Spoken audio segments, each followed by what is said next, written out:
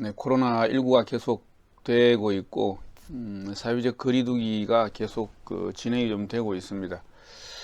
많이들 또 답답하고 그럴 텐데 일단 안전에 만전을 기해야 될 것 같은 시점이죠, 그죠? 오늘은 결집에 대해서 조금 이야기를 해 보겠습니다. 결집이라고 하는 말은 말 그대로 모으는 것, 또는 이제 편집이라고 하는 의미가 되죠. 그래서 이 결집, 우리가 보통 종교의 3대 요소라고 하면 교주, 그 다음에 교전, 그 다음에 교도, 이렇게 이야기를 합니다. 근데 그 가운데 이 교전, 그러니까 이 텍스트에 대해서 이 세계 종교의 이 교전 텍스트 가운데에, 또 교주들 가운데에 가장 교화 능력이 뛰어난 것으로 이야기되는 분이 스가모니 붓다 같은 분들이죠. 분들이 아니고, 그 당시 인도 사회가 왕이 대신들에게 정책을 설명을 할 때에는 모두 만장일치제였던 풍습이 있습니다. 그래서 왕위를 이어받을 왕자들은 많은 학문과 무예를 공부하게 되어 있죠. 그러니까 이제 스가모니 붓다 같은 경우도 태자 시절 때에 그와 같이 모든 종류의 학문을 공부하고 또 무예를 익혔던 탓에 우리가 말하는 교화 능력이 가장 뛰어난 자질을 갖춘 것으로 그렇게 이야기를 하고 있죠. 그러니까 그런 이제 이런 전제를 통해서 볼 때에 우리가 불교 교단은 붓다가 깨달음을 성취한 후에 녹야원에서 처음 가르침을 설한 데서부터 비롯되죠. 당연한 이야기지만은 이때 가르침을 들은 카운디냐, 보통 교지녀, 아야 교지녀 등의 5명의 수행자들이 붓다의 제자가 되었고, 이것이 교단 형성의 최초라고 할 수가 있겠죠. 보통 우리가 처음 법을 설했던 초전 법륜이라고 하는데, 이거를 녹야원 사르나트에서 첫 설법 이후에 붓다의 가르침을 받고 귀했던 출가자와 제가 신도는 계속 늘어나게 됩니다. 우리가 이 교단, 불교 교단에서 출가한 남자 수행자를 비구라고 이야기를 하고, 비구, 출가한 여자 수행자를 비구니, 그 다음에 제가의 남자 신도를 우바세, 제가의 여자 신도를 우바이, 이렇게 이야기해서 사부대중이라고 그렇게 이야기를 하죠. 이제 여기에서 사부대중, 중이라고 하는 이 말은 화합된 무리, 이 화합된 모임, 집단, 이런 의미입니다. 그래서 우리가 성가라고 하는 이 중이라고 하는 이 말 자체가 바로 화합을 이야기하는 것이죠. 비록 출신이나 또는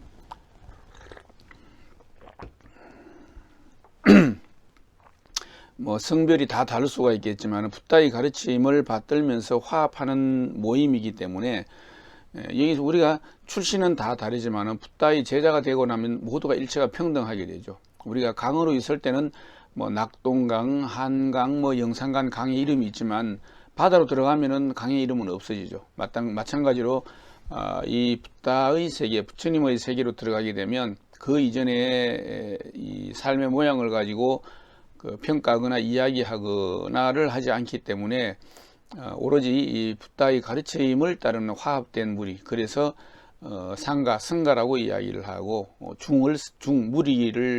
무리 중자를 그렇게 쓰고 있는 것입니다.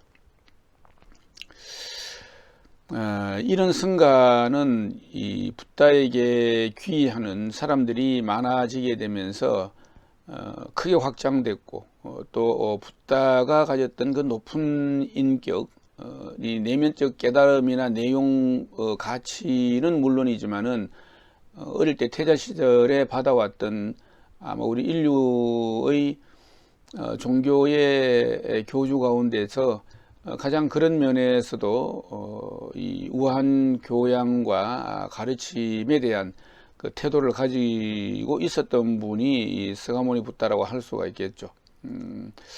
그런 뛰어난 인격, 교화력으로 잘 유지가 되었었고, 왕공 귀족들이 위에서 아래까지 다 이렇게 귀의를 할 수 있었던 그런 일체평등의 내용을 가지고 계셨죠. 그래서 이 출가 수행자들은 교법, 그 다음에 계율, 그 다음에 교단의 일정한 규칙에 따라서 오로지 수행에만 전념했고 또 전념할 수가 있었고, 위로는 국왕에서부터 아래로는 천민에 이르기까지 모든 계층의 제가 신도들이 붓다의 가르침에 따라서 생활을 했습니다. 그런데 이 붓다가 인멸한 후에는 교단에 변화가 생기게 되죠.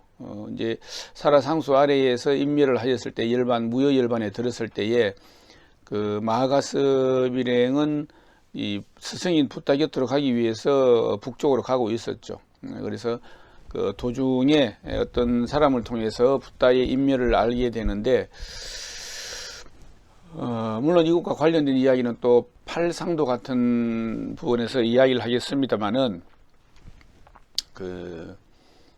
이 붓다의 다비식, 우리가 뭐 일반적으로 볼 때 장례라고 하는 이 다비가 끝나면서 이 상수 제자였던 가섭은 그릇된 법이 일어나서 바른 법이 쇠하고 그릇된 계율이 일어나서 바른 계율이 쇠하는 일이 없도록 교법과 계율을 결집하는, 모으는, 결집하는 일을 하게 됩니다. 그래서 붓다가 인멸한 지에 얼마 되지 않아서 붓다의 가르침을 결집하는 작업이 제자들에 의해 착수가 되었죠.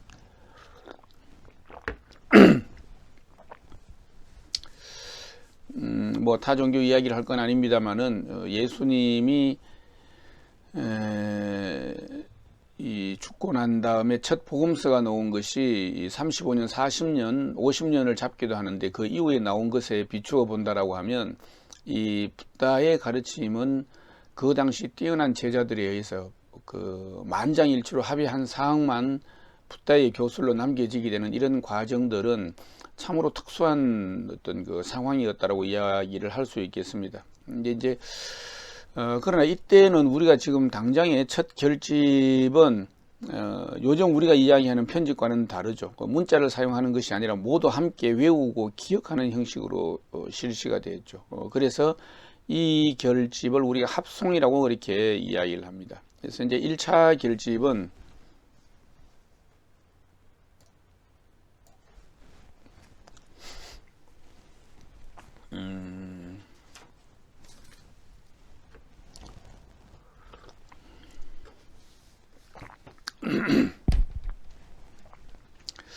1차 결집은 보통 우리가 그 왕사성 밖의 칠협굴에서 가섭존자가 선출한 아라한과를 정득한 500명의 불제자 들에 의해서 3개월 동안에 걸쳐서 진행이 되죠. 이 가섭존자가 의장으로 해서 제일 상석에 앉고, 그 다음에 교법에 대해서는 안한존자가 기억을 더듬어가면서, 이 인도 사람들이 가장 큰 특징 중에 하나는 이 외우는 능력입니다. 외우는 능력. 뭐 지금도 우리가 인도가 인공위성을 쏘아 올리고 수학이 그렇게 뛰어나는 것도 이 외우는 능력이 탁월했죠. 알렉산더 대왕이 인도를 침공을 했을 때도 이 베다를 전부 다 가져가려고 할 때에 어린 소년을 보냈다라고 하는 일화가 있습니다. 근데 그거는 뭐냐면, 이 어린 소년, 지금 우리로 치면 중학생 정도의 이 어린 소년이 이 베다를 모두 외우고 있었던 거죠. 그러니까는 지금같이 책을 펼쳐서 보는 것이 아니라 합송 또는 외우는 능력을 통해서 그 전체를 암송하고 있는, 사실 우리가 공부할 때도 가장 중요한 것 중에 하나가 이 외우는 겁니다. 외우는 거죠. 근데 이 외우는 것은 무수한 반복을 거쳐서만 가능한 것인데, 이러한 것들이 이 당시에 가장 하나의 강한 특징으로도 이야기를 할 수가 있는 부분들이죠. 그래서 이 안한존자가 25년 동안 이 붓다의 시중을 들었기 때문에 스승인 붓다가 어디서 누구에게 어떤 가르침을 설했는지 누구보다 잘 알고 있죠.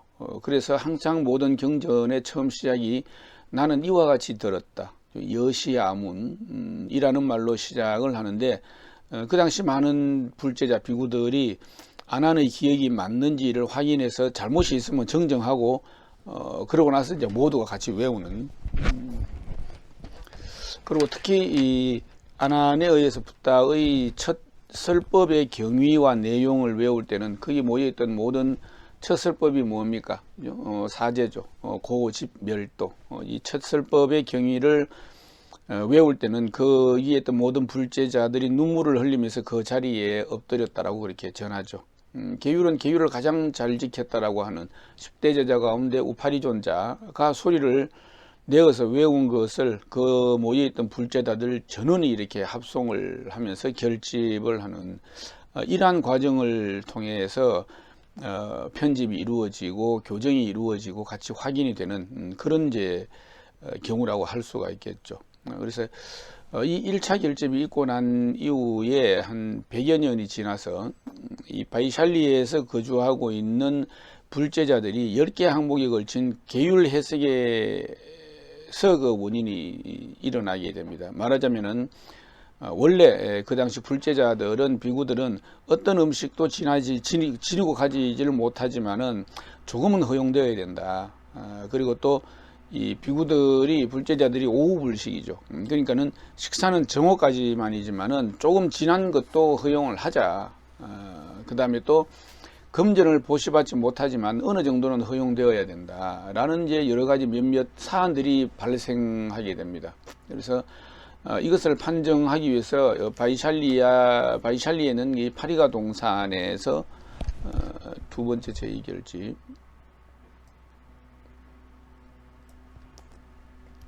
바이샬리에 있는 파리가는 이제 700명의 그 당시 비구들, 700명의 비구들이 8개월 동안 이루어집니다. 그래서 보통 베살리성 결집이다라고 그렇게 이야기를 하는데, 이 2차 이 결집 여기에서 700명이 모여서 이야기를 하는 것 가운데에 결국은 어떻게 판정이 났느냐면 그들의 계율의 새로운 해석은 모두 비법이다. 붓다가 설하지 않은 것은 끼워 넣지 말라라고 모두 비법이다라고 판정을 하게 되면서 여기에 우리가 다른 곳에서 많은 또 제자들은 우리가 붓다의 가르침을 전하고 왔는데 우리가 더 가르침을 붓다의 뜻을 더 잘 받들어서 가르침을 피워나가려고 한다면 이런 것을 오히려 허용이 되어야 되지 않느냐라고 하는 쪽과 어떤 여지 없이 처음에 그 결정되어졌던 그 계율, 개인의 행동에 대한 룰이 계라고 한다면 단체 생활과 관련된 룰을 율이라고 하죠. 그래서 개인과 단체 생활에 있어서 필요로 한 이 계율은 새로운 해석은 모두 비법이다라고 이야기를 하게 되면서 나누어지게 됩니다. 나누어지게 되는데 이때에 새로운 해석을 반대했던 쪽을 우리가 보통 상좌부라고 이야기를 하고 새로운 해석을 통해서 가르침을 더 널리 펴나가야 된다라고 생각했던 쪽을 대중부라고 그렇게 이야기를 하죠. 그래서 상좌부와 대중부로 나누어지게 되고 또 이 상좌부는 상좌부 안에서 또 나누어지고 대중부는 대중부 안에서 또 이렇게 나누어지게 되죠. 이것이 이제 두 번째 결집입니다. 그래서 남전에도 보면은 처음 100년 동안에는 아무런 분열이 없었으나 다음 100년에 들어서자 붓다의 교단 내에 18개의 분파가 생겼다라는 기록이 있습니다. 이와 같이 제2결집 이후에 드디어 제3결집이 이루어지게 됩니다. 제3결집이 거기에 보면 교단 내에 진보 보수 대립이 표면화된다 그러면서 이것이 곧 근본 분열의 계기다라고 이렇게 되어 있는데 이 과정을 거치면서 이제 드디어 제3결집이 이 제3결집은 보통 제2결집 이후에 100년경이 지나면서 아쇼카 왕의 주선으로 수도인 화시성 파탈리푸트라에서 100여 명의 불제자들에 의해서 9개월 동안 이루어진 결집이 제3결집이라고 그렇게 이야기를 하죠. 근데 여기에서는 경과 율 이외에 교법에 대한 체계적인 주석이라고 할 수 있는 논까지 같이 정리가 되면서 경율론 3장, 스리피타카 이 3장이 이때에 갖추어지게 됩니다. 그리고 이 경이라고 하는 말은 산스크리트 수트라, 이제 본래 실 또는 선을 의미하기 때문에 이게 이제 중국의 번역가들은 경으로 이 말을 나타낸 것이죠. 그러니까 이제 그거를 푼다라고 하면 실로 진실의 말씀을 꿰어 아리따운 교법의 꽃다발을 만드는 것. 경을 이렇게 굉장히 아름다운 문학적으로 이렇게 풀이를 했죠. 그리고 이 제3결집에서 그동안 문자화 되지 않고 합성으로 구전되어 오던 가르침이 모두 문자로 기록됩니다. 그리고 이제 이때에 이것을 주도했던 사람은 당시 아쇼카 왕이죠. 그죠? 아쇼카 대왕인데, 이 아쇼카 대왕이 이 아쇼카 왕은 사실은 우리가 굉장히 중요한 인물이죠. 우리가 흔히 말하는 사회복지의 개념을 세계 최초로, 요즘 말로 하면 여행자들을 위한 고속도로 휴게소에서 이 여행자들이 쉬어갈 수 있고 다시 재충전할 수 있는 이런 모든 사회 기반 시설을 만들었던, 물론 초기에는 이제 그러질 않았습니다. 근데 이 아쇼카 왕이 이 윗대에, 그러니까 이 아쇼카 왕은 마우리아 왕조의 3대 왕인데, 이 마갈타국의 찬드라굽타 왕이 난다 왕조를 멸망시키고 세우고, 그 남부 인도를 제외하고 전 인도를 통일하게 됩니다. 이 아쇼카 왕은 3대 왕이죠. 3대 왕이, 우리가 한역을 할 때는 아육왕, 이렇게 아쇼카를 아육왕이라고 이렇게 이야기를 하는데, 이 제2대 빈두사라 왕을 지나서 드디어 이제 그 아쇼카 왕에 의해서 인도 전역에 그 통치권이 미치게 되죠.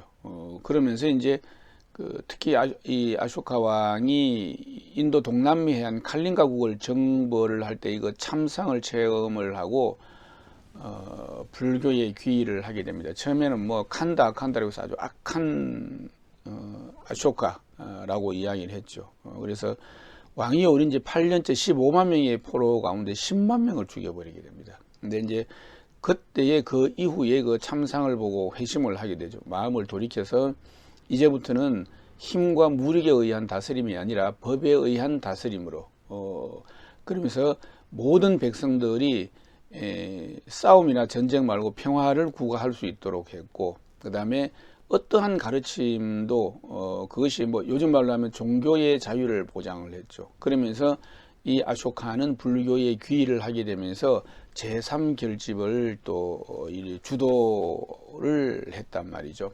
그러면서 이 제3결집이 드디어 이루어지면서 경률론 3장이 문자로 결집되게 되면서 이 아쇼카 왕은 이 불교 사상을 연구하고 장려했고, 이 불경을 국비로 편찬을 했습니다. 그러면서 또 이 아쇼카 왕은 이 불교 미술, 불교가 확산되는 하나의 문화적 장치로서 불교 미술 활동이 활발해졌고, 이 전국의 이 근본 8탑을 해체해서 8만 4천의 탑을 건립을 했었던 왕입니다. 그리고 비문을 통해서 법칙문을 공포를 하게 되는데, 이때 이 아쇼카 왕의 불교 기의로 원래 이 붓다의 가르침이 평등, 이 자비라고 하는 세계 종교적인 성격을 가지고 있었다, 당연히. 그러면서 이 아쇼카 왕이 인도를 넘어서, 인도 전역을 넘어서 저 북쪽의 히말라야, 중앙아시아, 남쪽의 스리랑카, 뭐 동쪽으로는 미얀마, 그 다음에 저 서쪽으로는 그리스, 이집트까지 전파를 시키게 되면서 이미 가장 빠른 시기에 일약 세계적인 종교로 자리를 하게 되죠. 여기에는 직접적인 원인이, 직접적인 그와 같은 일을 일으켰던 분이 이 아쇼카 왕이다, 아쇼카 대왕이다.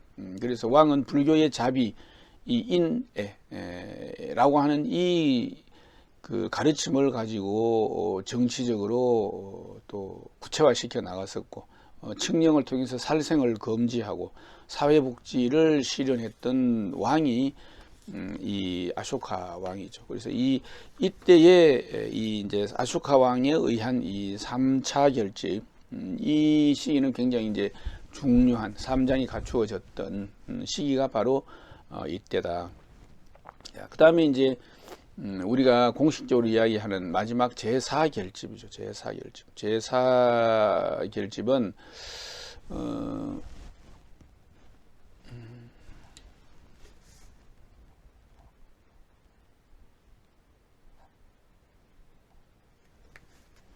여기에 뭐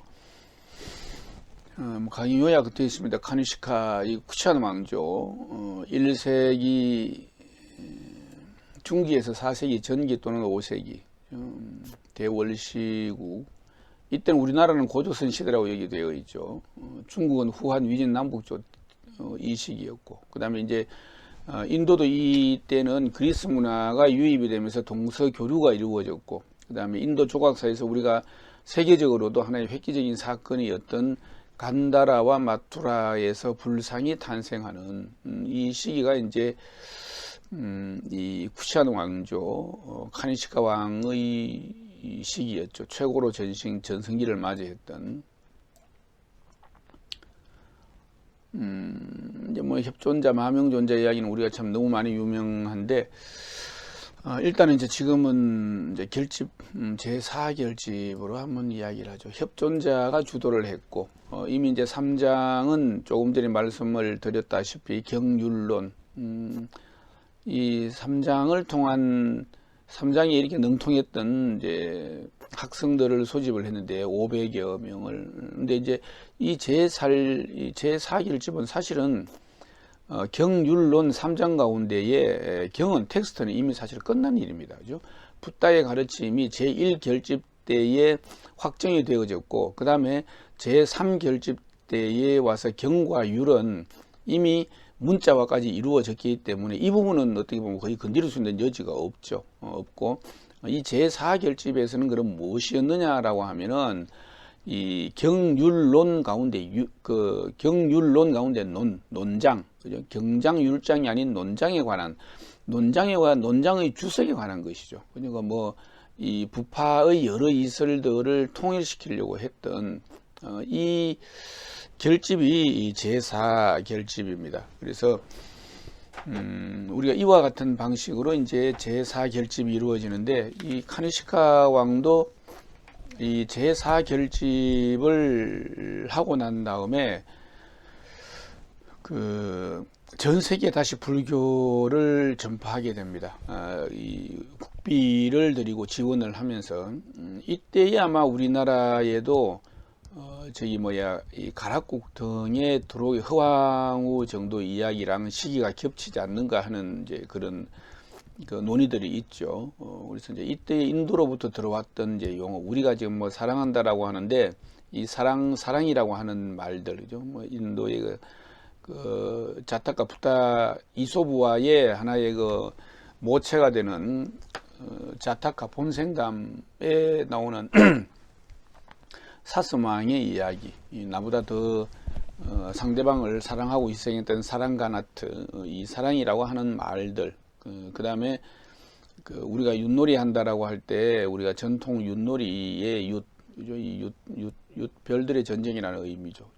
그 다음에 인력 관리를 하는 수장을 뜻하는 머섬, 이거 다 산스크리트죠. 이때 아마 그 쿠샨 왕조 때 카니시카 왕의 제4결집 이후에 다시 한번 전 세계로 불교를 전파시킬 때 우리나라에 들어왔던 그 용어들로 보고 있는 학자들이 많이 계시죠. 그 다음에 뭐 너무나 우리가 쉽게 알고 있는 풀 때는 아궁이가 인도 불이신 아그니에서 비롯된 것이다. 뭐 지금 인도 남부나 이쪽에 가면 왜 우리 엄마 아빠도 우리랑 같은 말로 쓰고 있다라고 하고, 우리가 먹는 밥도 산스크리트에서 밥이라고 하는 거는 어머니의 젖을 밥이라고 한다고 하죠. 그 다음에 우리가 뭐 우리 수도, 서울, 뭐 사람, 이런 것들이 전부 다 이 시기에 이 불교가 들어오면서 같이 들어온 언어, 그 다음에 이제 우리가 알고 있는 민속 문화와 관련된 뭐 소사옴이라든지 젓갈 담아 먹는 거라든지 막걸리를 담아 먹는 거라든지 이런 것들이 전부 다 이 시기에 들어왔던 남방 문화권과 관련되어 있는 것으로 보고 있죠. 그래서 우리가 결집이라고 하는 것은 이와 같은 1, 2, 3, 4, 4번의 결집을 통하고 우리에게도 전해졌던 일들로 본다라고 하면 우리가 인도가 멀리 있는 것이 아니라 우리 언어, 우리 풍습, 문화와 관련해서 굉장히 가까이 있는 나라구나라고 하는 것을 알 수가 또 있겠죠. 근데 이제 제 결집과 관련해서 한 가지만 더 짚고 넘어가자라고 하면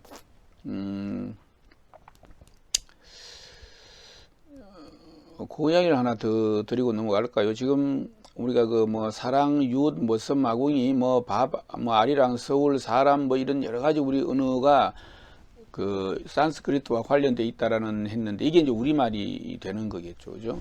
요즘 와서 뭐 에어컨, 뭐 텔레비전 이런 것이 지금 영어가 우리말이 되듯이 이 시기에는 이제 이 인도의 산스크리트가 우리말이 되는 경우가 많죠. 이제 그렇게 본다면 우리가 종교적으로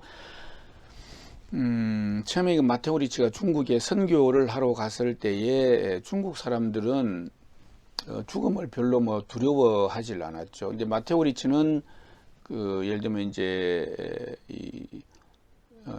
기독교적 가르침에서 원죄 뭐 또는 죽음의 뭐 또는 부활 이런 걸 가르쳤는데 중국 사람들은 뭐 친구의 뭐 원수를 갖기 위해서 내 목숨을 던지고 부모를 지키고 또는 부모의 원수를 갖기 위해서 내 목숨을 던지고 이렇단 말이죠. 그러니까 직선적 역사관이나 생명관을 가지고 있는 것이 아니라 삼사라 윤회와 같이 이렇게 순환적인 사고를 하고 있었기 때문에 그런 것들이 먹혀 들어가질 않았죠.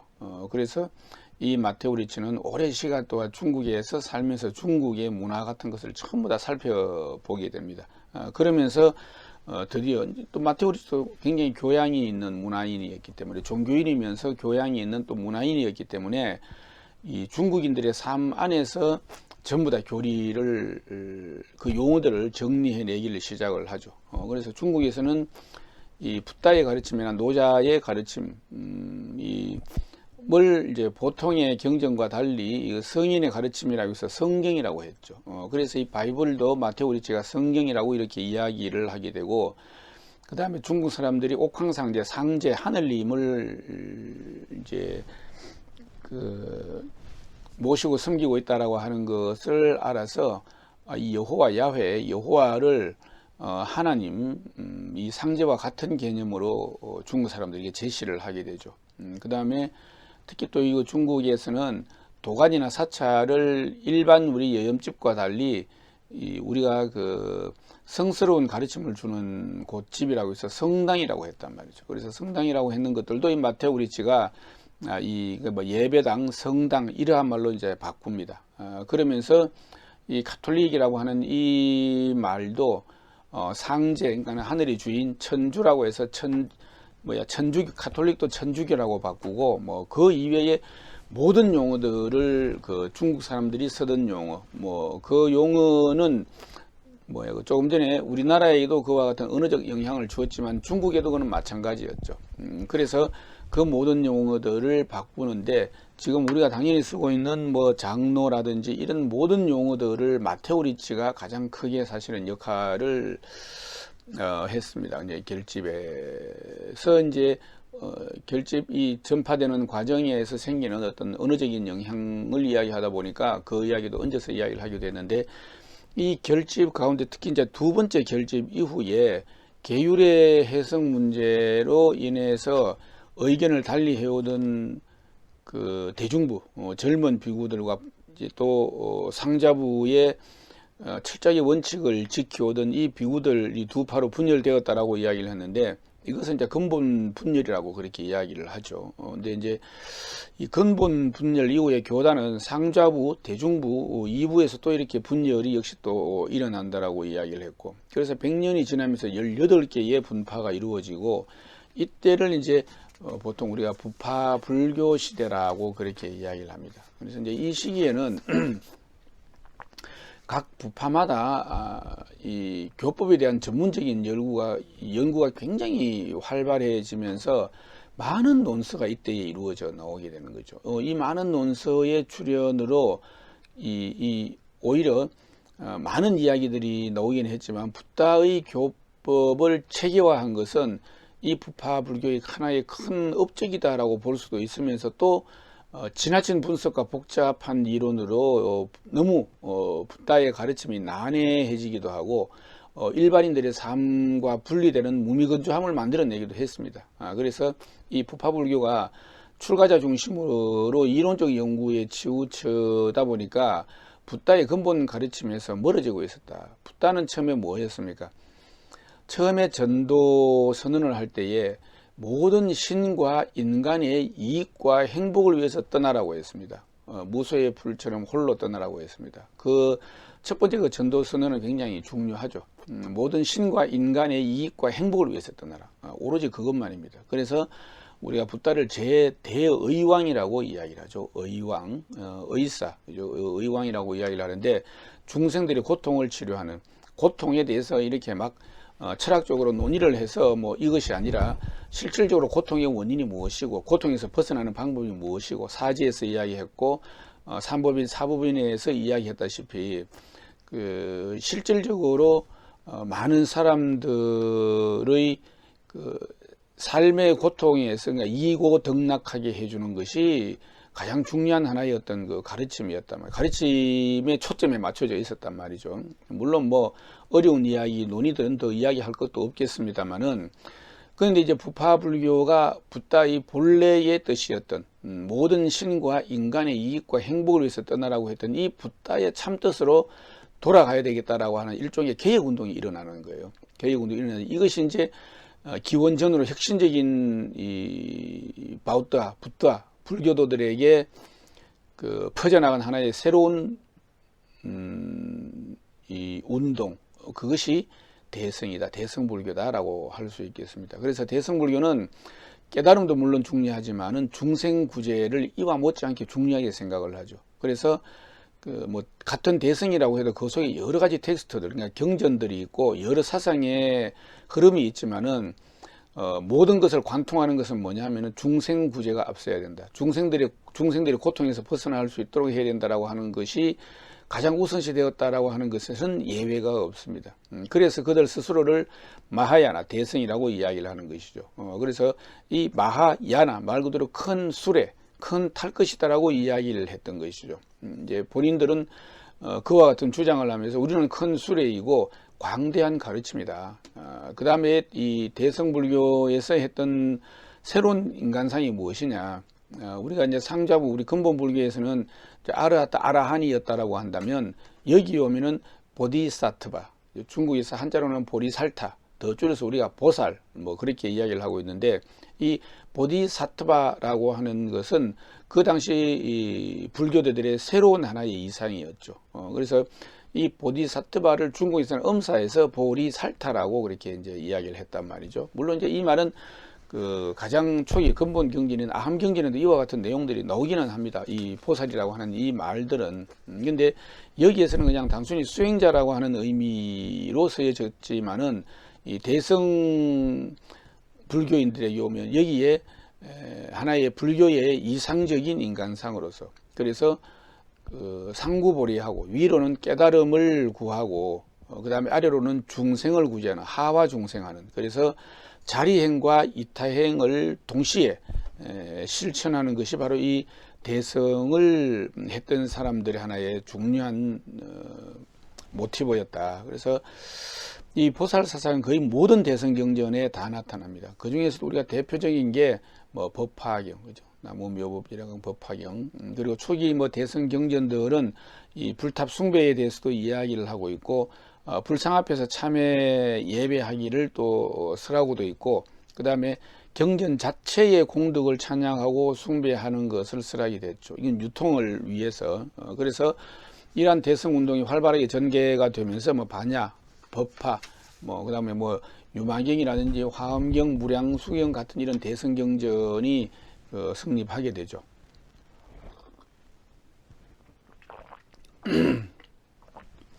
이런 또 대성을 이제 기반으로 하면서 용수와 같은 또 우리 시대의 천재적인 논사들, 그다음에 용수의 제자였던 제바, 이런 이제 대학성, 이분들은 그냥 단순히 대학자가 아니죠. 그거는 어떤 종교적인 체험, 내면적인 체험과 그 다음에 이제 이 시대에 맞는 새로운 가르침을 구성하는, 그래서 이들은 이제 연기가 공이다라고 하는 것을 논리적으로 학문적으로 완성을 하게 되죠.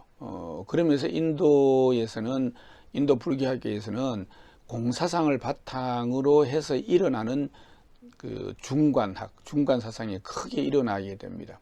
그러다가 이제 4세기 후반에는 무착이나 세친이 다시 또 출현을 하면서 대승불교가 너무 또 지나치게 공상으로 치우치는 것을 경계해서 오직 이 이제 무착, 세친 등등은 모든 것은 오직 마음이고 모든 현상은 이 마음의 활동이다라는 어떤 그 인식을 중심으로 한 하나의 또 사상 체계를 완성하는데, 이 새로운 또 사상을 우리가 유식학이라고 이야기하죠. 유식. 모든 것은 오직 마음에서, 유식. 그러니까 중관과 유식은 또 뗄 수가 없고, 대성의 가장 중요한 하나의 그 포인트로서 이 두 축을 형성하고 있는데, 이 유식의 대표적인 것으로는 세친의 유식 30송, 이런 것들은 지금 불교 심리학의 텍스트로 오늘의 영향을 주고 있지만은, 우리가 일반 심리학에서도 심청심리, 잠재의식과 관련해서는 이 유식이 절대적인 영향을 또 주고 있었죠. 이 성격이 판이했던 이 두 학파는 또 이제 학문적으로, 논리적으로 대립 양상을 가지면서 또 현악화되고 부파불교의 전철을 또 밟는 모습이 좀 나타나게 됩니다. 그러다가 다시 붓다의 본뜻은 무엇이냐? 모든 인간들, 모든 중생들을 행복하게 하는 것, 고통으로부터 벗어나서 즐거움을 누리게 하는 것, 이고덕락이다. 모든 신과 인간의 이익과 행복이었다라고 하는 대로 다시 이제 턴하게 되죠. 그것이 무엇이냐면 다시 밀교입니다. 그러니까 이 초기 불교, 근본 불교에서 그러한 붓다의 본 취지를 위해서 대성이 일어났다라고 한다면, 대성이 다시 또 이렇게 현학적이고 학문적이고 철학적으로 흐를 때에 다시 인간들의 삶으로, 인간들의 행복으로 되돌아오는 운동, 그것이 곧 붓다의 본령으로 되돌아오는 운동, 그것이 대성 이후에 다시 일어났던 밀교라고 할 수가 있겠죠. 그래서 밀교가 일어나면서 인도의 대성 불교를 다시 또 휩쓸게 되고, 이 밀교는 중관과 유식을 하나의 이론 체계로 결합하게 됩니다. 결합하게 되고, 또 이 부처와 보살의 본래 서원을 나타내는 비밀스러운 말이다라고 해서 지는, 좀 많더라. 지는, 또 이 붓다의 깨달음이나 서원을 형상으로 드러내는 것은 수인, 그러니까 또 무드라. 그 다음에 이 붓다의 깨달음의 경지를 그림으로 나타내는 것, 또 만다라.